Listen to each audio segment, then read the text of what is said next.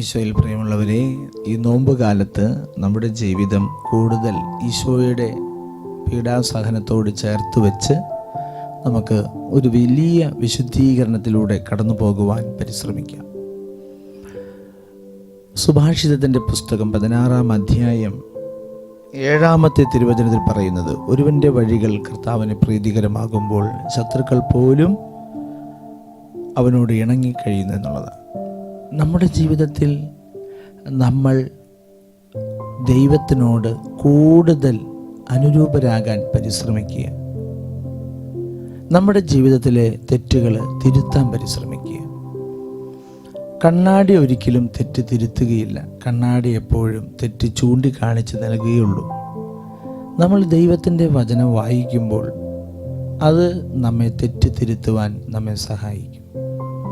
ദൈവത്തിൻ്റെ പരിശുദ്ധാത്മാവ് നമ്മുടെ ഉള്ളിൽ വന്ന് ആ തെറ്റുകളെ ചൂണ്ടിക്കാണിച്ചു തരികയും ആ തെറ്റ് തിരുത്തുവാനുള്ള കൃപ നൽകുകയും ചെയ്യും. അതുകൊണ്ട് ഈ നോമ്പ് കാലത്ത് നാം കൂടുതൽ ദൈവത്തിൻ്റെ വചനം വായിക്കുവാൻ, ധ്യാനിക്കുവാൻ, നമ്മുടെ കുറവുകളെ ഈശോ എനിക്ക് കാണിച്ചു തരണമേ, ആ കുറവുകളെ പരിഹരിക്കുവാനുള്ള കൃപയും നൽകണമേ.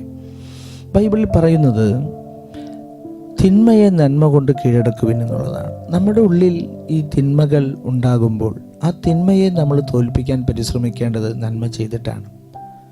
ആ ദൈവ നന്മകൾ നമ്മുടെ ഉള്ളിൽ ഫലമണിയട്ടെ. അതിനുവേണ്ടി നമുക്ക് പരിശ്രമിക്കാം.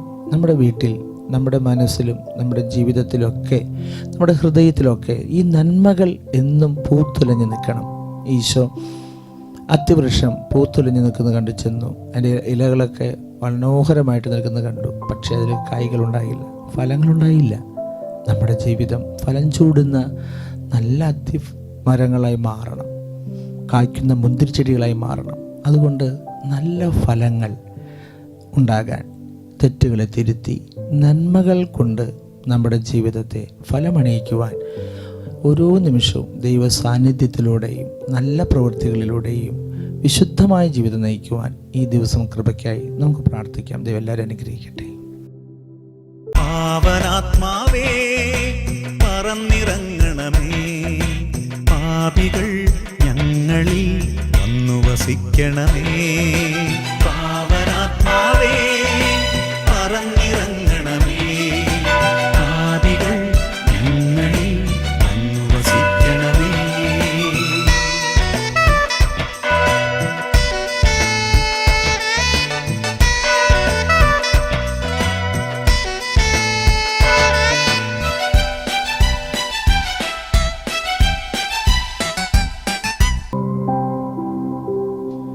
പരിശുദ്ധ പരമദിവ്യകാരുണ്യത്തിന് നേരം ആരാധനയും സ്തുതിയും പുകഴ്ചയും ഉണ്ടായിരിക്കട്ടെ. പരിശുദ്ധ പരമദിവ്യകാരുണ്യത്തിന് നേരം ആരാധനയും സ്തുതിയും പുകഴ്ചയും ഉണ്ടായിരിക്കട്ടെ. പരിശുദ്ധ പരമദിവ്യകാരുണ്യത്തിന് നേരം ആരാധനയും സ്തുതിയും പുകഴ്ചയും ഉണ്ടായിരിക്കട്ടെ.